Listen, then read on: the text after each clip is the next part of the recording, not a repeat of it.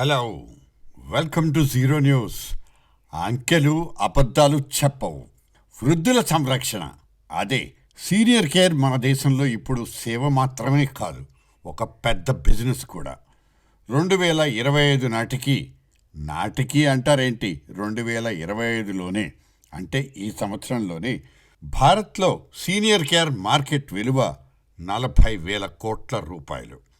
2030 నాటికి అది 96,000 కోట్ల రూపాయలు దాటే అవకాశం ఉంది.